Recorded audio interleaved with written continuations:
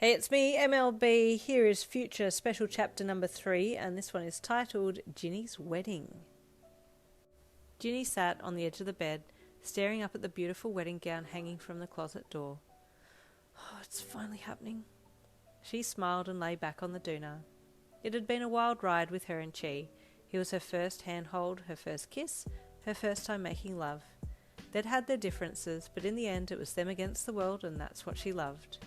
Her dad, Kiri, and Chi's dad, Bakugou, had been really good mates in high school, and they were stoked their kids had connected so heavily and were soon to be married.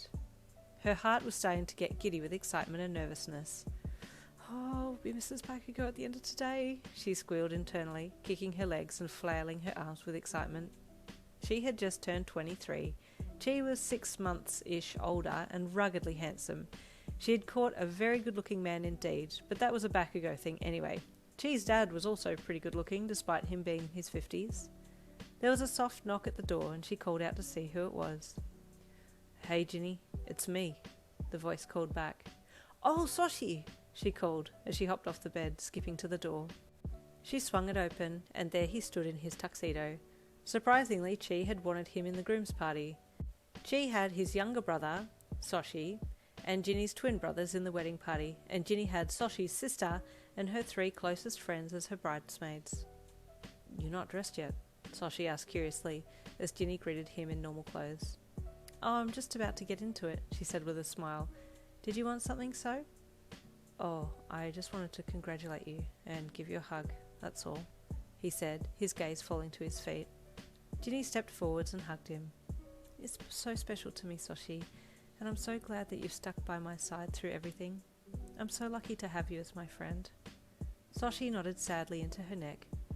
"I promised you I'd be with you through everything, so I'm staying true to my word," he said. "You're amazing," Jinny whispered. "I should get ready now, so I'll see you in there," she said with a smile as she pulled back from the hug.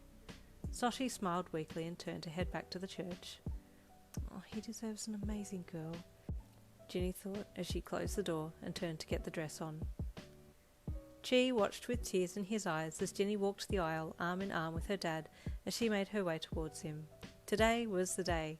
She would be his officially. She beamed when she saw him and left her dad to walk the last way up to where Chi stood at the altar. The proceedings started, but she barely heard anything. She was too busy staring into Chi's beautiful red eyes. "I love you," he mouthed to her with a wink. Tears of joy filled her eyes. She was in love. She couldn't wait to be married. They exchanged vows and rings, and the ceremony continued. "I now pronounce you husband and wife," the officiator said suddenly. "You may now kiss the bride." "God, finally," Chi yelled, earning himself a chuckle from the crowd. Their lips met, and they kissed deeply for a few seconds to the sound of the congregation cheering. It was official. "It's us forever now, baby," Chi said in his husky voice as he pulled back. "Let's write our own story." The end. Okay, now here's how it really went. Jinny sat on the edge of the bed, staring up at the beautiful wedding gown hanging from the closet door. "Guess this is it, huh? Have I made the right choice?" Her face fell as she lay back on the doona, her guts churning. It had been a wild ride with her and Chi. He was her first handhold, her first kiss, her first time making love, but then there was always Soshi. He had been her rock through it all, always listening to her troubles and giving her sound advice. She knew Soshi had feelings for her, but never once did he try and get in the way. He was a good man through and through. Her mind was starting to fill with doubt and nervousness.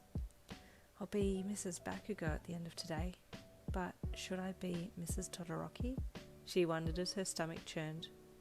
Soshi had always been a sweet boy, not to mention unbelievably good looking. Those orange eyes always made her heart jump, but she had always denied her feelings because she was with Chi. There was a soft knock at the door, and she called out to see who it was. "Hey, Jinny, it's me," the voice called back. Jinny fell off the bed and raced to the door. "Soshi, so I need to talk to you." "Jin," he interrupted. "I know I've left this too late, but I need to tell you once again how I feel. Jinny, I love you. I always have. I don't want you to marry Chi. He doesn't love you like I do. I know I'll be able to fulfill all your needs. He doesn't deserve you. Please, please, run away with me. Let's elope." Jinny was stunned into silence. Was this actually happening? Did Soshi just ask her to run away with him? Why did it feel so right? I have a car waiting for us, out the back. I have a wedding dress for you and 2 tickets to wherever you want to go, he said, his eyes pleading. Please, Jinny, I can't lose you, he said, tears welling up in his eyes.